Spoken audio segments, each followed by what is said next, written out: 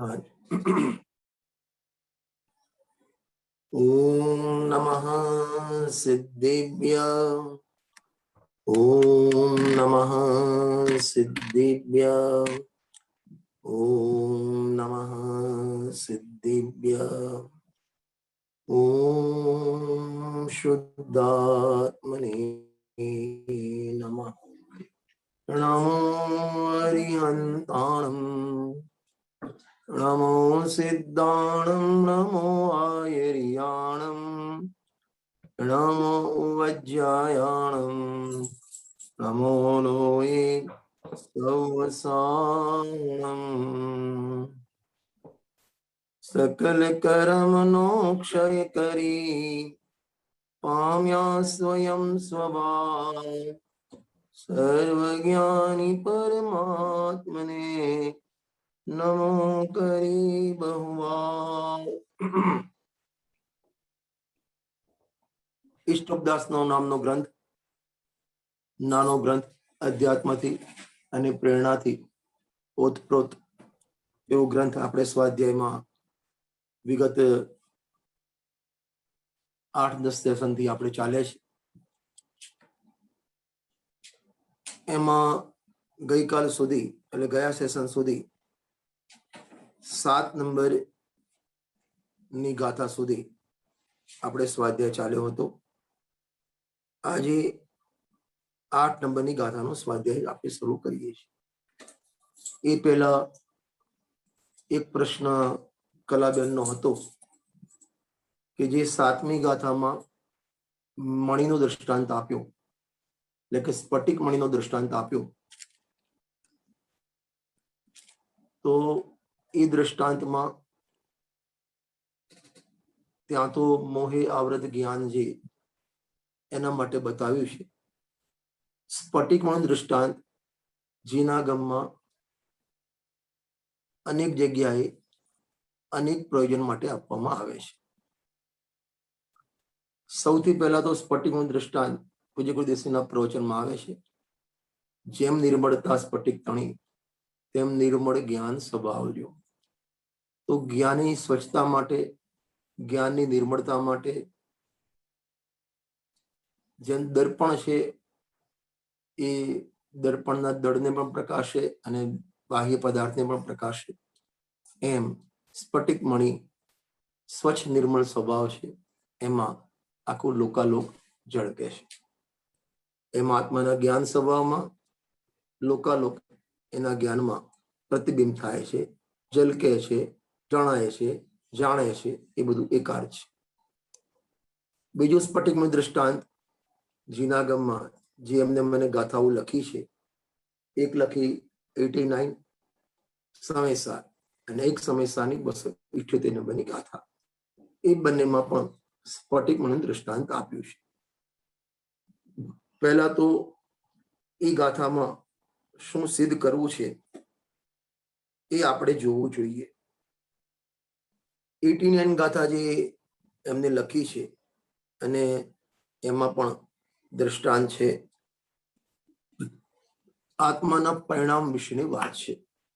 અને મૂળ તો 87 થી 91 ગાથા સમયસારની 87 નંબરથી 91 ગાથા, 5 ગાથામાં જીવ મિથ્યાત્વ અને અજીવ મિથ્યાત્વ એની વાત બતાવી છે. જીવ મિથ્યાત્વ કોને કહેવાય, અજીવ મિથ્યાત્વ કોને કહેવાય? કર્મના જે ઉદયો, મોહની કર્મના ઉદયો, દર્શન મોહનો ઉદય, એને અજીવ મિથ્યાત્વ કહેવાય. અને જીવની પર્યાયમાં થતા જે અજ્ઞાન રૂપ અથવા તો મોહ રૂપ પરિણામ અથવા તો વિપરીત શ્રદ્ધાના પરિણામ, એને જીવ મિથ્યાત્વ કહેવામાં આવે છે. કારણ કે 88 ગાથામાં લખ્યું કે નિશ્ચયથી મિથ્યા દર્શન, મિથ્યા જ્ઞાન, મિથ્યા ચારિત્ર એ અજીવ પણ છે અને ચૈતન્યના પરિણામથી અનન્ય એવું જીવ પણ છે. અને એના માટે એ દૃષ્ટાંત આપ્યું છે. તો ત્યાં જે બતાવવું છે 89 ગાથામાં, તો એ સ્ફટિક મણીની પર્યાય લાલ પીળા ફૂલના લીધે, એના નિમિત્તે એની પર્યાયમાં લાલ પીળી છાંય પડે છે. બરાબર. તો એ વખતે એ સ્ફટિક મણીની એ પર્યાયની તત્સમયની યોગ્યતા છે તે લાલ પીળી પ્રણમી છે, નથી પ્રણમી એમ નહીં. જેમ સમયસારની 19 નંબરની ગાથામાં દર્પણનું દ્રષ્ટાંત આપ્યું અને એ દર્પણના દ્રષ્ટાંતમાં એમ કહ્યું કે એમાં જે અગ્નિ દેખાય છે એ તો બહાર છે અને અંદર જે દેખાય છે તો અરીસાની સ્વચ્છતા છે. તો ત્યાં દર્પણ અથવા તો સ્ફટિક લઈ લો, એ ભલે લાલ દેખાય પણ લાલ થયો નથી. લાલ દેખાય છતાં પણ લાલ થયો નથી. એમ જ્ઞાન રાગના કાળે ગેયોના કાળે ક્રિયાકાર થાય પણ ગે રૂપ થતો નથી. એ 19 નંબરની ગાથા પ્રમાણે. પરંતુ અહીં જે શું કહેવાય 89 નંબરની ગાથા છે, 89 નંબરની ગાથા, એમાં એ સ્ફટિક મણી લાલ પીળા ફૂલના નિમિત્તે એ સમયે લાલ પીળા રૂપે પરણમ્યો છે. લાલ પીળા રૂપે પરણમ્યો છે પર્યાયમાં, એક સમયની પર્યાયમાં. એ રીતે આત્મા સ્વભાવે શુદ્ધ હોવા છતાં પણ કર્મના લક્ષ્ય, કર્મના નિમિત્તે પોતે મોહરાગદ્વેષ રૂપે પરણમે છે. એક સમયની પર્યાયમાં મોહરાગદ્વેષ છે. એમાં સ્ફટિક મણીનું દ્રષ્ટાંત આપ્યું છે. બીજું આપણે વાત કરીએ 279 નંબરની ગાથા, જે એમને બીજી લખી 279 નંબરની ગાથા.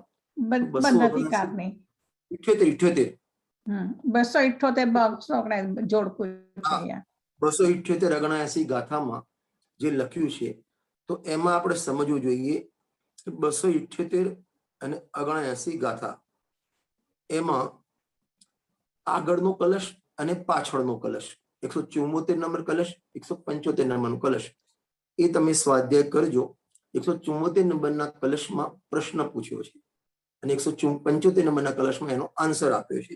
અને એ બે વચ્ચે આ બે ગાથા મૂકેલી છે. ફરીથી રિપીટ કરું છું.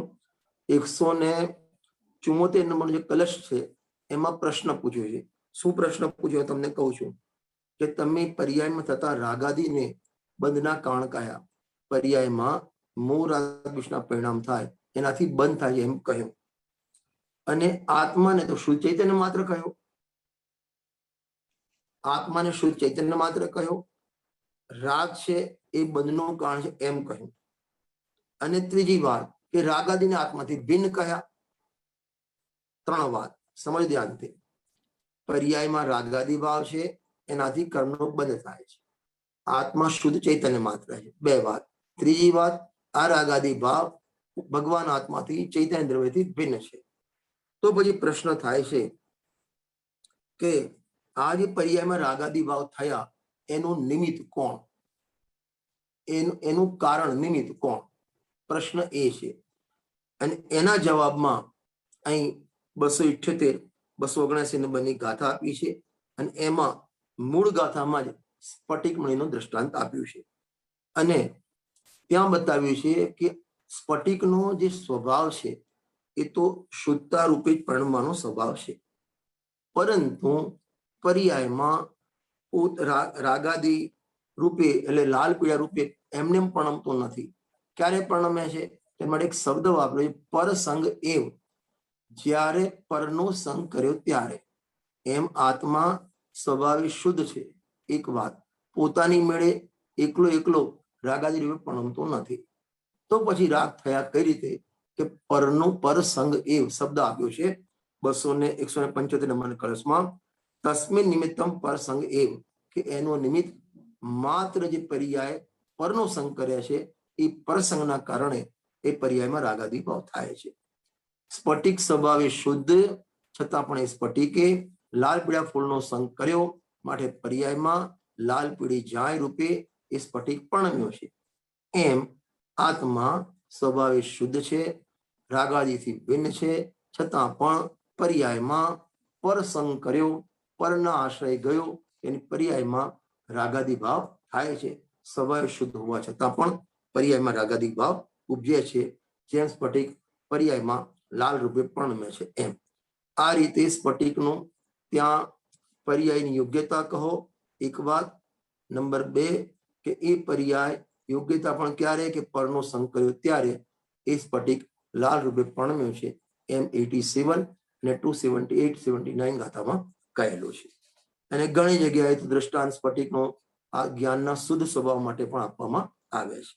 બરાબર છે? ક્લિયર છે? હાજી હાજી. બરાબર. હવે આપણે જઈએ છીએ આગળની ગાથા ઉપર. ગઈકાલ સુધી આપણે 7મી ગાથા સુધી આપણે સ્વાધ્યાય કર્યો હતો.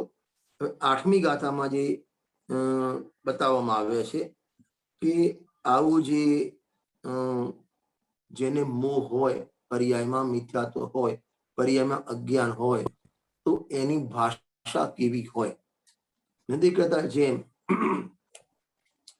બારમાં કોઈએ દારૂ પીધો હોય, હવે તમને કઈ રીતે ખબર પડે વધારે દારૂ પીધો હોય, કઈ રીતે ખબર પડે? એ આમ ઘેનમાં બોલતો હોય, લથડિયા ખાતો હોય, એના ઉપરથી ખબર પડી જાય એ એના લક્ષણ છે. બોલવામાં થોડું તતલાતો હોય, લથડિયા ખાતો હોય, ઘેનમાં રહેતો હોય, અથવા તો બહાર રસ્તા ઉપર રોડ ઉપર પડ્યો હોય, કૂતરા પેશાબ કરતા હોય, તો એના ઉપર લાગે ભાઈ આને દારૂનું સેવન કરેલું છે.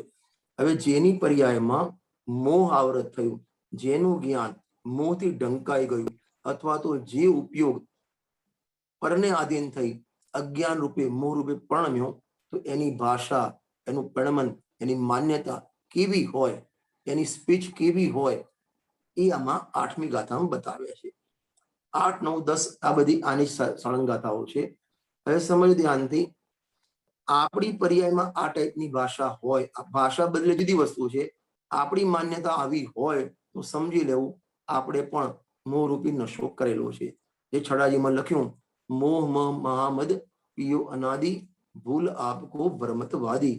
માને આ મોહરૂપી નશો એવો છે, બહારનો જે નશો કરે, ગમે તેવો તીવ્ર માત્રાવાળો દારૂ પીવે તો પણ એ 4 કલાક 5 કલાક દિવસ 2 દિવસ એ નશો ઉતરી જાય, પરંતુ આ જીવને મોહનો નશો પર્યાયમાં અનાદિકાળથી ચાલ્યો આવ્યો છે અને હજુ સુધી ઉતર્યો નથી. હવે એ આપણને કઈ રીતે ખબર પડે કે આને નશો કર્યો છે? કે તારા લક્ષણ ઉપરથી, તારી ટેવો ઉપરથી, તારા આચરણ ઉપરથી ખબર પડે. કેવું આચરણ, કેવો નશો, કેવી એની આદતો હોય, એને 8મી ગાથામાં બતાવે છે. જો હું પહેલા ગાથાનો પાઠ કરું છું. વપુગ્રહમ ધનમ દારા પુત્રા મિત્રાણી શત્રવઃ સર્વથાન્ય સ્વભાવાની મૂઢ સ્વાની પ્રપદ્યતે. એનું હર ગુજરાતી વાંચીએ છીએ. ધન ધન ઘર શ્રી મિત્ર અરે પુત્રાદિક સહુ અન્ય પરિભાવો માં મૂઢ જન માને તે અનન્ય. જે પોતાનાથી ભિન્ન સ્વભાવ વાળા છે એને અભિન્ન માને છે ભિન્ન માને છે અભિન્ન, છે જુદા માને છે પોતાના. કોને કોને? તેના બતાવ્યા છે કે તન એટલે શરીર, ધન રૂપિયા પૈસા, ઘર, સ્ત્રી, મિત્ર, દુશ્મન અથવા શત્રુ, અથવા તો મિત્ર અને શત્રુ, પુત્રાદિક, આ બધું અન્ય છે. આ બધું અન્ય છે. અને ગુરુદેવસિંહના પ્રવચનના આધારે આપણે જો જોઈએ ને તો સમયસારનો 10મા નંબરનો કલશ છે. એ 10મા નંબરના કલશમાં લખ્યું છે, આત્મ સ્વભાવમ પરભાવ ભિન્નમ આપૂર્ણ માદ્યંત વિમુક્તમ એકમ વિલીન સંકલ્પ વિકલ્પ જાલમ પ્રકાશેન શુદ્ધ નયો વિધેતી. ત્યાં લખ્યું છે અમૃતચંદ્ર સ્વામીએ. એટલે એના અર્થમાં, એના પ્રવચનમાં ગુરુદેવશ્રી કહે છે, મારું હોય એ મને છોડીને જાય નહીં, અને મને છોડીને જાય એ મારું નહીં. સિમ્પલ ન્યાય ગુરુદેવશ્રીએ બતાવ્યો છે. મારું હોય એ મને છોડીને જાય નહીં, અને મને છોડીને જે જાય એ મારું નહીં. આપણા ઘરમાં, દરેકના ઘરમાં પોતાના દાદા, પોતાના પિતા કે પોતાના છોકરા, પત્ની, ગમે તેનો ફેમિલીમાં વિયોગ થયો હશે ને થયો હશે. હવે એ જો પોતાના હોય તો પોતાને છોડીને ગયા નહીં, અને પોતાને છોડીને ગયા એનો અર્થ પોતાના હતા નહીં, છતાં પણ એ મોહથી પોતાના માને છે. પહેલા તો પોતાના આધીન રહેતા નથી, પોતાના છે નહીં, અને આજીવ એમાં અહંકાર, મમકાર, કર્તૃત્વ અને ભોક્તત્વ કર્યા છે. જે ટોળમલ સાહેબે મોક્ષના પ્રકાશકમાં લખ્યું, અનાદિ નિધન વસ્તુ ન્યારી ન્યારી પોતપોતાની મર્યાદા અનુસાર પ્રણમે છે. કોઈ કોઈને આધીન પ્રણમતું નથી. દરેક વસ્તુ જડ હોય ચેતન હોય. આ શરીર પ્રમાણે પ્રણમે, કર્મ પ્રમાણે પ્રણમે, જીવ પ્રમાણે પોતાની મર્યાદા એટલે પોતાનું જે ચતુષ્ટય છે, દ્રવ્ય ક્ષેત્ર કાળ ભાવ, એ ચતુષ્ટય થી બહાર કોઈ પ્રણમે નહીં. અને પોતાનું ચતુષ્ટય કદી કોઈ છોડે નહીં, પોતાની મર્યાદા કોઈ છોડે નહીં. અને એ સ્વયં પ્રણમે છે. આ શરીર પણ તારી ઈચ્છાથી નથી પ્રણમતું, એ સ્વયં પ્રણમે છે. જે બેન્સરીબેન વચનામૃતમાં લખ્યું, વસ્તુ એને કહેવાય કે જેના પ્રણમન માટે અનેરા દ્રવ્યની રાહ જોવી પડે નહીં. તો આ શરીર પણ વસ્તુ છે, આત્મા પણ વસ્તુ છે, કર્મ પણ વસ્તુ છે, આ ટેબલ પણ વસ્તુ છે, મોબાઈલ પણ વસ્તુ છે. અને વસ્તુ છે તો એ પ્રણમે, અને પ્રણમે સ્વયં પ્રણમે. એના પ્રણમન માટે અનેરા દ્રવ્યની કોઈ રાહ જોવી પડે નહીં. સમયસારની સર્વશુદ્ધ જ્ઞાન અધિકારની પહેલી 4 ગાથાઓ છે, જેમાંથી પૂજ્ય ગુરુદેવશ્રીએ ક્રમબદ્ધ પર્યાયનો જે શંખનાદ ફૂંક્યો, તો એમાં શરૂઆતની ગાથા છે, જે દ્રવ્ય ઉપજે જે ગુણોથી તેથી જાણ અનન્ય તે. માને દ્રવ્ય છે તો નિયમથી ઉપજે, ઉપજે એટલે પ્રણમે, ન પ્રણમે સવાલ જ નથી. જે વસ્તુ પછી દ્રષ્ટિની મુખ્યતાએ પર્યાયને ગૌણ કરી ત્રિકાળી જ્ઞાયક ભાવને અપ્રણમી કહેવું, એ વિષય આખો અલગ છે. એ પ્રયોજનની વસ્તુ વ્યવસ્થાની વાત ચાલે છે.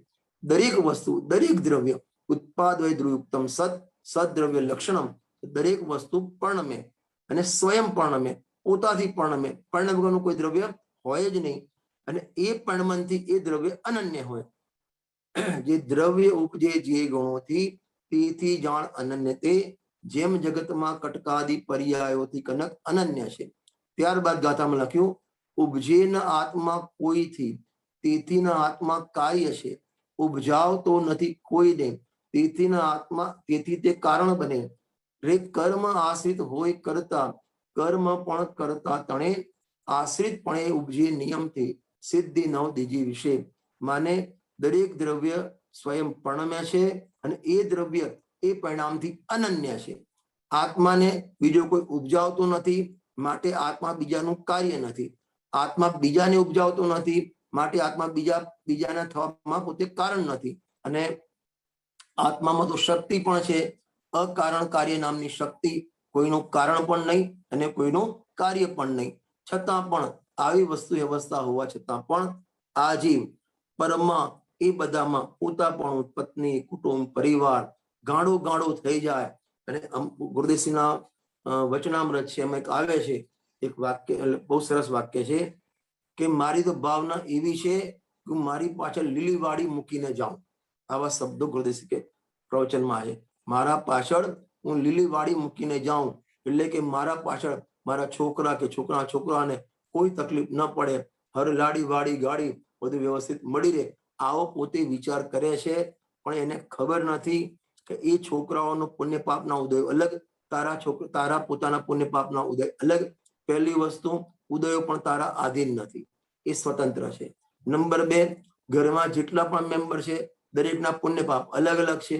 હવે તું તારા છોકરા માટે ગમે તેટલું પૈસા મૂકીને જાય, વ્યવસ્થા કરીને જાય, પણ એનો પાપનો ઉદય હશે તો પાછળ કશું એક દિવસમાં બધું સ્વાહ થઈ જશે.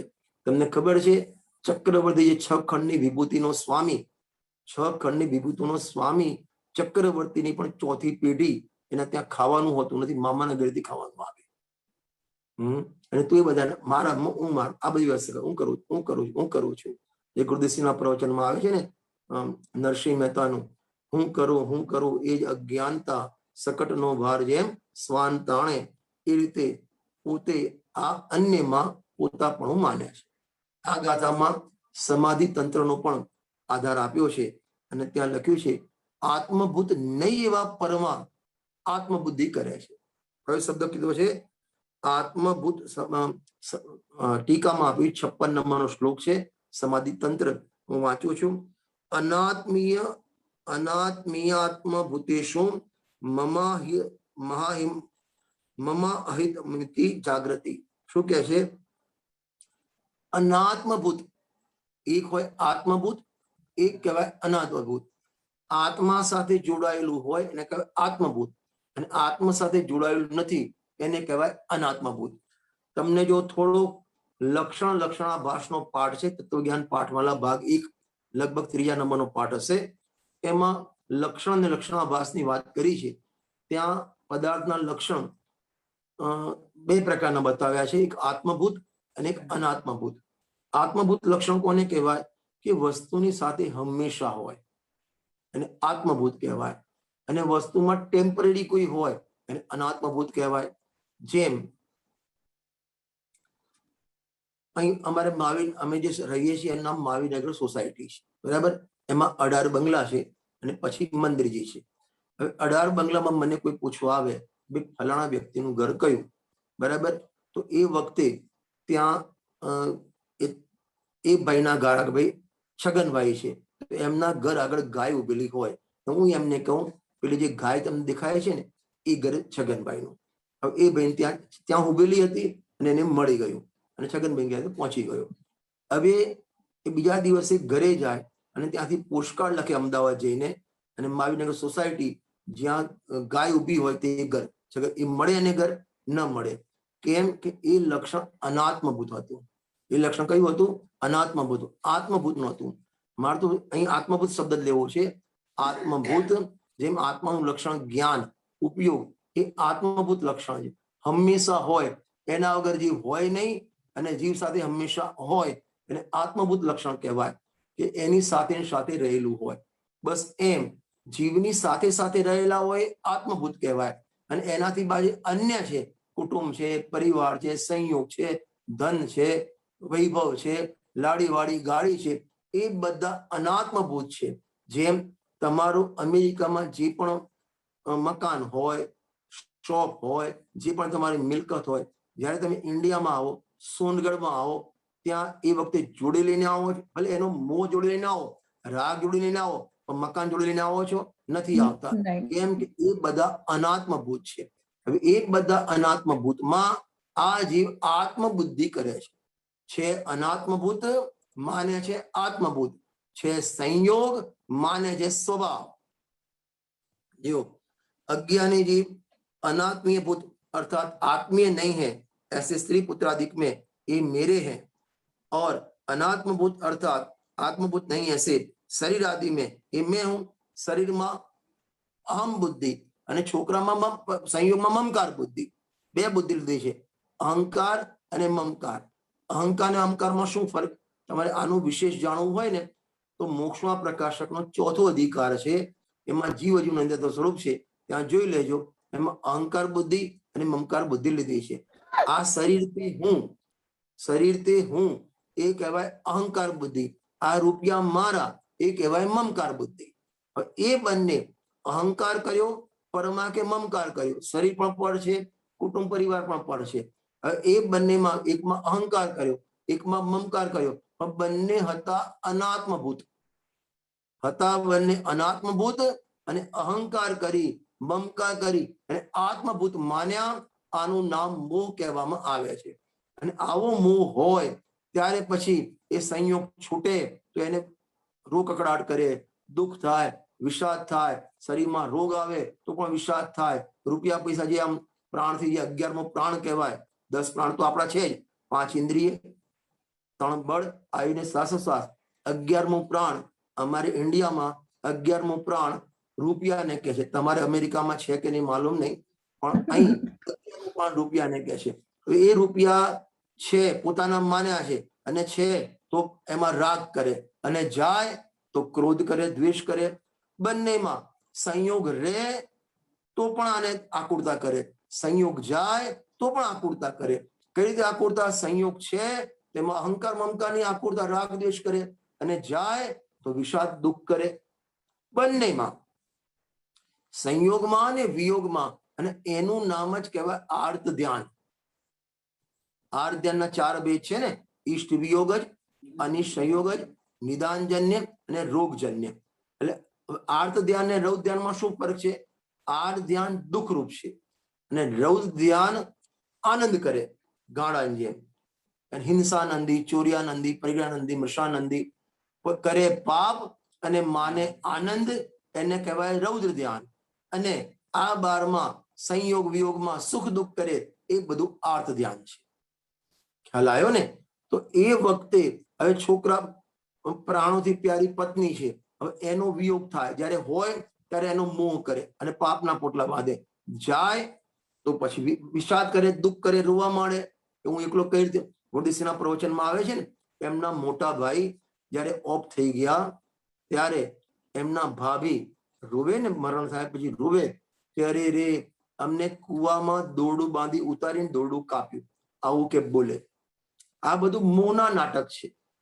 અને નિદ્રા અધિકારના પ્રવચન છે ગુરુદેવસિંહના પ્રવચન રત્નાકરમાં, તમે વાંચી લેજો, બહુ સરસ છે. કે 50 દુકાન લાઈનસર હોય, આ મારી દુકાન એ ક્યાંથી આવ્યું? કે મોહમાંથી આવ્યું.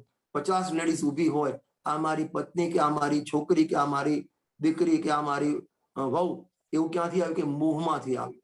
ખ્યાલ આવે છે ને? 50 મકાન લાઈનસર છે, 100 મકાન લાઈનસર છે, અને ત્યાં ફટ કરતું. અને આ જે મોહ છે ને, તમને ખ્યાલ નથી, મોહ પણ નિર્વિકલ્પ છે. તમારે વિકલ્પ નહીં કરવો પડે. હું રજનીભાઈ છું, મારે વિકલ્પ કરવો પડે? ન કરવો પડે. હું કલાબેન છું, વિકલ્પ કરવો પડે? ન કરવો પડે. વગર નિર્વિકલ્પપણે અજપા જાપ નિરંતર ચાલુ છે આમ.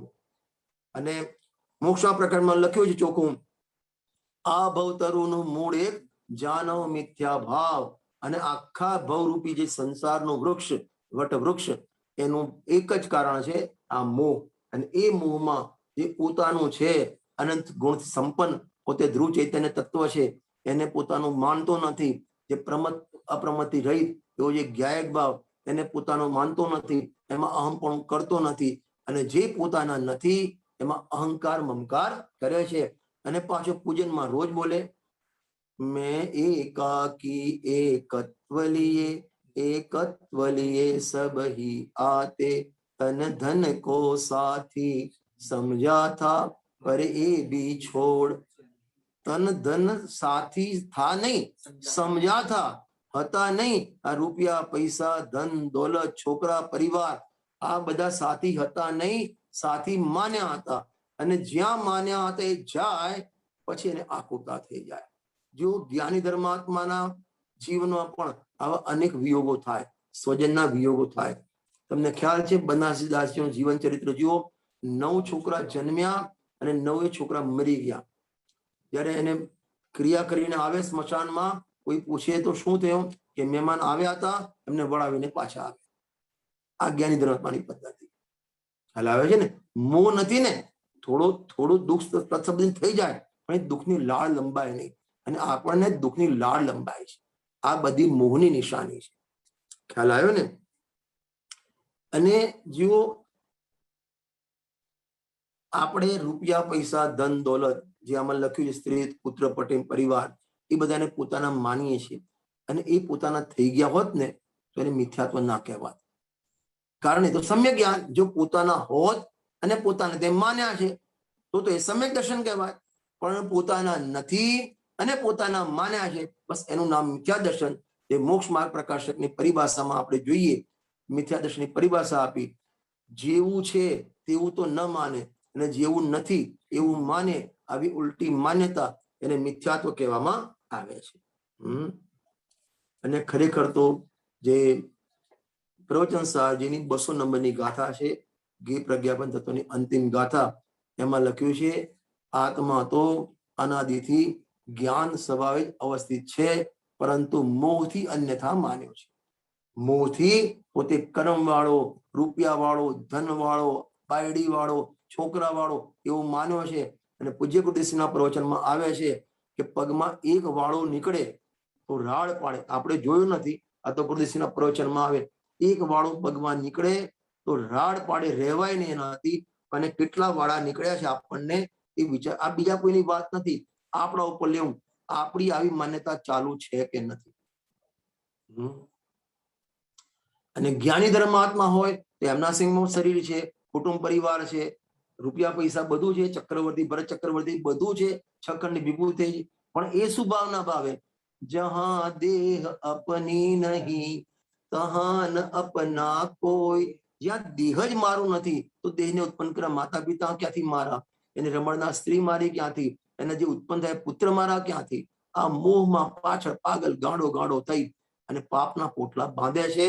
આપણે જે મનુષ્ય ભાવ મોહના અભાવ માટે મળ્યો છે એનો ઉપયોગ કરતો નથી અને મોહની વૃદ્ધિ માટે કરે છે. ખરેખર તો આ ભાવ આપણને સંસાર વૃદ્ધિ માટે નહીં, સંસારના અભાવ માટે મળ્યો છે, મોહના અભાવ માટે મળ્યો છે. છતાં પણ આપણે એ પાછળ મોહથી ગાંડા છીએ. અને પ્રવચન સારની લગભગ 189 ગાથા હશે અથવા 190, એકાદ ગાથા આગળ પાછી હશે, જોઈ લેજો તમે. ત્યાં લખ્યું છે, લક્ષ્મી શરીર સુખ દુઃખ અથવા શત્રુ મિત્રો જન અરે જીવને નથી કાંઈ ધ્રુવ ધ્રુવ ઉપયોગ આત્મક જીવ છે. આનાથી જસ્ટ બધી જ વસ્તુ ત્યાં લીધી. અહીં પણ લક્ષ્મી શરીર કુટુંબ પરિવાર લીધું, ત્યાં પણ લક્ષ્મી શરીર કુટુંબ પરિવાર લીધું. અહીં શું લીધું કે એ બધામાં છે અન્ય અને માને છે પોતાના. આનું નામ મોહ કહેવામાં આવે છે. પ્રવચન સારમાં લખ્યું કે એક પોતાનો ભગવાન ઉપયોગમય ભગવાન આત્મા એ જ ધ્રુવ છે, એ સિવાય જગતમાં કાંઈ ધ્રુવ નથી. રૂપિયા પૈસા લક્ષ્મી શરીર સુખ દુઃખ અથવા શત્રુ મિત્ર જનો અરે જીવને નથી કાંઈ ધ્રુવ ધ્રુવ ઉપયોગ આત્મક જીવ છે. બધું જ વિનાશિક છે. મંગતરાયજીની 12 ભાવના છે. મારી સૌથી પ્રિય 12 ભાવનામાં મંગતરાયજીની ભાવના છે. એનું જે સ્ટાર્ટિંગ છે મંગલાચરણ, કહા ગયે વે ચક્રી જીનને ભરત ખંડ જીતા, કહા ગયે વે રામ રુ લક્ષ્મણ જીન રાવણ મારા, કહા ગયે વે લોભી કૌરવ જૂજ મરે રન में, કહા नहीं कहा कृष्ण रुक्मिणी सत्यभामा अरु संपत्ति सगरी, कहाँ गए वे रंग महल और सुवर्ण की नगरी, नहीं रहे वे लोभी कौरव जूझ मरे रन में, नहीं रहे वे पांडव जिनको आग लगी तन में, मोह नींद से उठ रे चेतन तुझे जगावन को, हो दयाल उपदेश करे गुरु बारह भावन को. कहाँ गए वे रंगमहल, सोनानी द्वारका नगरी પણ ક્યાં ગઈ વિચાર કરો. कहाँ गए पांडव, हाँ ક્યાં ગયા કૃષ્ણ, અરે ચક્રી અર્ચક્રી. कहाँ गए राम और लक्ष्मण, हाँ જેમને દશાનંદનો વધ કર્યો એ પણ પોતે ગયા, કાળના મુખમાં ગયા. છતાં પણ અને એને ખબર છે કે આગળના પણ કોઈ વ્યક્તિ ઘરમાં હતા, એ રૂપિયા લઈને સાથે આવ્યા નથી, રૂપિયા લઈને જવાના નથી. બે વાત, આ રૂપિયા કાયમી ટકવાના નથી. આટલું બધું ખબર હોવા છતાં પણ આ જીવ એમાં મફતનો મોહ કરે છે. અને સમયસારની 3 નંબરની ગાથાના આધારે કહું તો મૃતક અમૃત સરોવરી ભગવાન આત્મા મૃતક કલેવરમાં મૂર્છાઈ ગયો. આત્મા અમૃત સરોવર, આ રાગાત આ જે શરીર છે એ મૃતક કલેવર, કલેવર એટલે ચામડું, ખ્યાલ આવે છે ને. અને ગુરુદેવ સિદ્ધ પ્રવચનમાં કહે છે ને, જેમ મરેલા ગધેડાનું ચામડું હોય અને એમાં 4 શેર ઘી પાયેલું મેસૂબ હોય તો કોને ખાવાનું મન થાય, એમ આ બધું આ જે બધું દેખાય છે ને. અને ગુરુદેવની ભાષામાં કહું ને, આ તો ધાનના ઢગલા છે. 3 દિવસ આને આહાર ના આપો ને માલુપા જેવું મોઢું થઈ જાય. અમારી દેશી ભાષા છે માલપુઆ જેવું મોઢું. માલપુઆ જેવું મોઢું એટલે સવારના માલપુઆ વધેલા હોય ને અને સાંજે લબડી પડેલા હોય, એમાંનું શરીર જે છે ને લબડી પડેલું હોય અને 24 કલાક એના પાછળ સાર સંભાળમાં લાગેલો છે. આ બધા જ મોહના લક્ષણ છે. ખ્યાલ આવ્યો ને. આપણને સ્ટ્રાઇક થવી જોઈએ, જ્યાં આ મારી દુકાન, મારું મકાન, અમારું અમેરિકા, અમારું સોનગઢ, અરે અમારા ગુરુદેવ, આ પણ મોહ છે. થોડું કડક તો લાગશે. પોતાના ભગવાન આત્મા સિવાય, અરે મંદિરમાં પ્રતિષ્ઠા કરાવે ભગવાનની, ભગવાન વિરાજમાન કરે, 3 વર્ષ પછી ત્યાં દર્શન કરાવે, આ અમારા ભગવાન. ગજબ થઈ ગયો. ત્યાં પણ અહમપણું કરે, ભગવાનમાં પણ અહમપણું. અમારા અમે બિરાજમાન કરે, અમે ભાઈ તે તો બિરાજમાન કરવાનો ભાવ કર્યો હતો, એ ભાવ પણ ગયો. અરે જ્યાં રાગાદી પણ એક સમયની પર્યાય છે, એ પણ ટકતા નથી. સમજ ધ્યાનથી, પર્યાયમાં થતા શુભ ભાવ અથવા અશુભ ભાવ એની મર્યાદા પણ એક સમયની, એ પણ કાયમી ટકતા નથી. તો એનાથી થયેલા બંધ એ પણ કાયમી કઈ રીતે હોય? અને એ બંધ જયારે ઉદયમાં આવે તો ઉદય પણ કાયમી કઈ રીતે હોય? અને ઉદયો કાયમી નથી તો ઉદયના નિમિત્તે મળી સામગ્રી એ પણ કાયમી ક્યાંથી છે? અધ્રુવ અને માને છે ધ્રુવ. હું ઘણી વખત એના માટે દ્રષ્ટાંત આપું છું, તમે સાંભળ્યું છે ખબર નહીં, કે એક છોકરો હતો ગુજરાતનો, આપણે હવે એ ત્યાં આસામમાં ભણવા ગયો, દાર્જિલિંગ સાઈડ ભણવા ગયો, દાર્જિલિંગમાં MBA કરવા ગયો. અને MBA કરતા કરતા 3 વર્ષ ત્યાં રહ્યો. ત્યાં ચાઇનાની એક છોકરી હતી.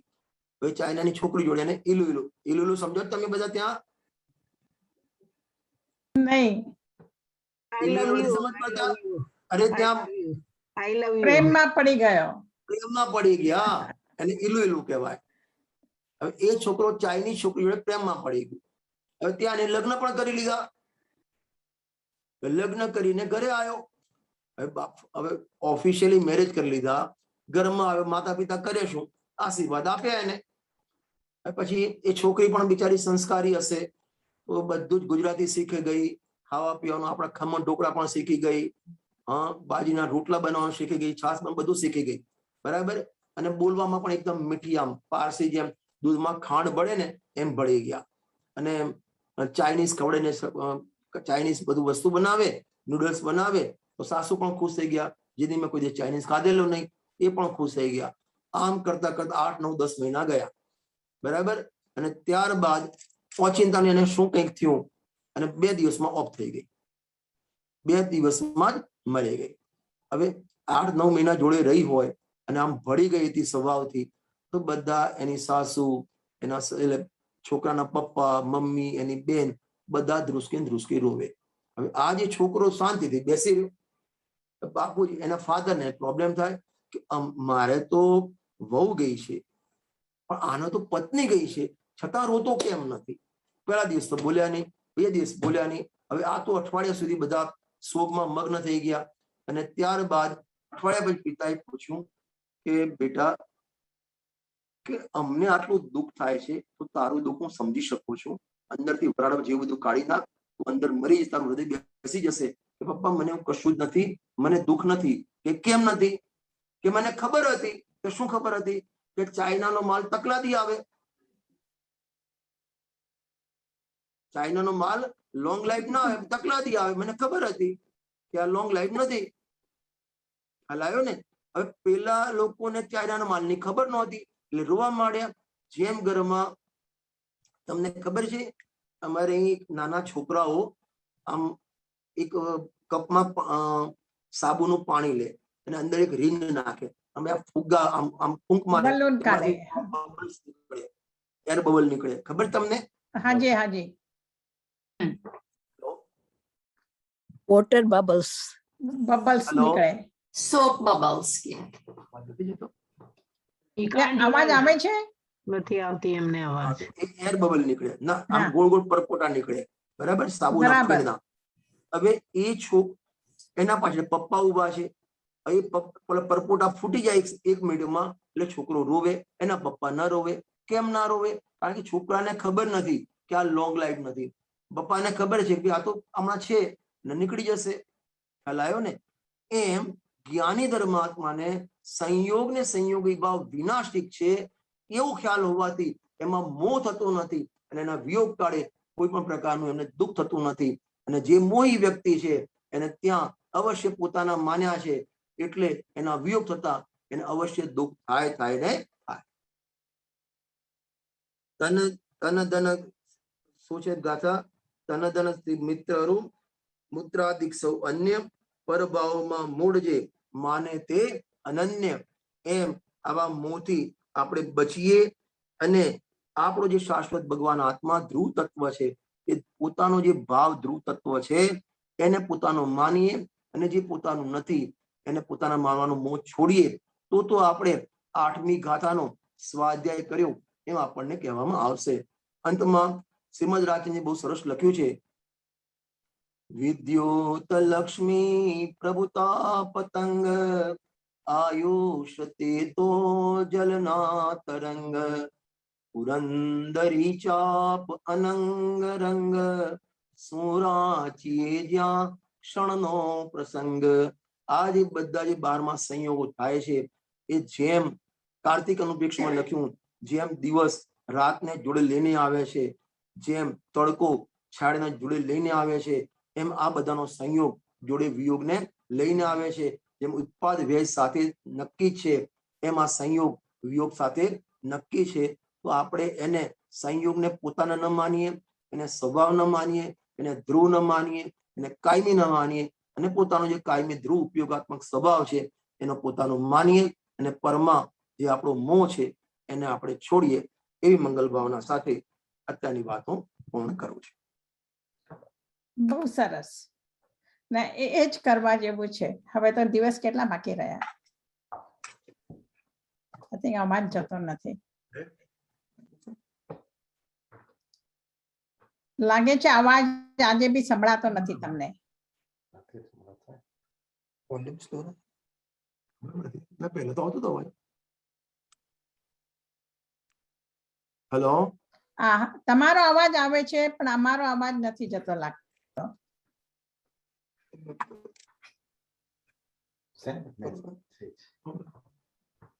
બેસ.